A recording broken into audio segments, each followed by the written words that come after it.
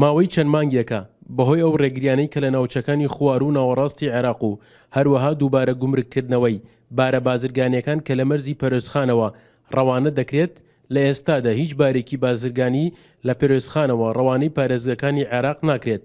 بۆیە شۆفێران داواکارن لە حکوومەتی هەرێمی کوردستان چارەسەرێکی ئەم کێشەیە بکات و دەشڵێن هەر بارێک بڕوات ئەوە لە بەرامبەردا بڕێکی زۆر پارەی لێوەردەگیرێت. یەکەم ئامنیمان باش نییە، دووەمیش ئەو بارانە کە لێرەوە ڕابووێ سەیتەرەی سەفرەیان داناوە، ئەو سەیتەرەی سەفرا چەندی لێرە بگرێت دوو بەرامبەر ئێرە گومرگی هەیە، هیچ سەرفیاتی نییە بۆمان. ئێمەش داواکارین لە حکوومەتی هەرێمی کوردستان لەگەڵ یان هەر جۆری بێ ڕێک بکەون کە بتوانین ئێمەش کاسبی خۆماکەین. زۆربەی بارەکانمانش بۆ جنوبە نایڵن هەر عەزەتمانەدەن گمرکتر دەکەن، تەبعاً سەرفی نییە بۆ تاجر ئەو شتانە بڕواتە خوارەوە. وەڵڵاهی تەواو نییە، ئەویشە بەس سەفرە زیاتر ناڕەحەتی مێ کردێ لەبەرەو گمرک دوو هەمە ئەو دەستی قات لە بانتاجرەوە طبعا لە شۆنت ئەینێرێ لێرەوە ناینێرێ.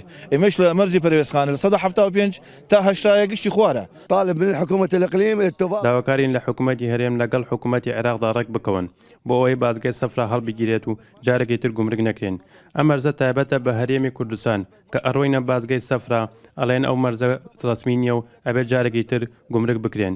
بۆ بارێکی پەتاتە ئەبێت لە مەرزی پەرۆسخان 150,000 گومرگ بدەین، بەڵام کاڕۆینە بازگەی سەفرا دووبارە گومرگ دەکرینەوە.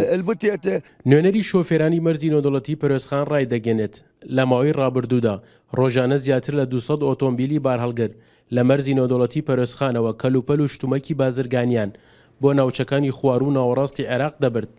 بەڵام لە ئێستادا هیچ شۆفێرێک ئامادە نییە بار بۆ ئەو ناوچانە بار بکات. داواکەین لە حکوومەتی هەرێمی کوردستانیش بتوانن لەگەڵ حکوومەتی عێراقیە هاوکاری بکەن بۆ ئەوەی ئەو گومرگەکە لە سەفرە لادەن یاخو کار ئاسانی بکەن بۆ خەڵکەکەی ئێمە بتوانن بارەکانیان بۆن بۆ منطقەی خار. ئەو خەڵکە ڕاتەوێت ترسی هەیە ڕێگەکە ئامین نییە، اینجا گومرگەکە زۆر زۆرە، بۆیە شۆفێرەکان بە تایبەتی شۆفێرە کوردەکان هەر ناوێرن بڕۆن بە هیچ شێوەیەکەوە بۆ ماوەیەک زۆر زۆرە ناتوانن بڕۆن. عەرەبەکانیش ئەڕۆن پارەیە زۆریان لێسێن، ناچار ئەوانیش ناڕۆن.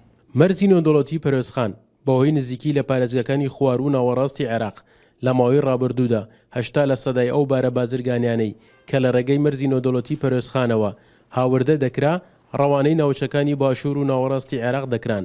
بەڵام لە ئێستادا بەهۆی خراپی ڕەوشی ئەمنی ڕێگاوبانەکان و هەروەها بەهۆی ڕێگریەکانەوە لە ئێستادا ڕێگە نادرێت باری بازرگانی پەرۆسخان بۆ ئەو پارێزگانەی عێراق بڕوات. سەرکەوت ئەحمەد، کورسات نیوز، مەرزی نۆدەوڵەتی پەرۆسخان.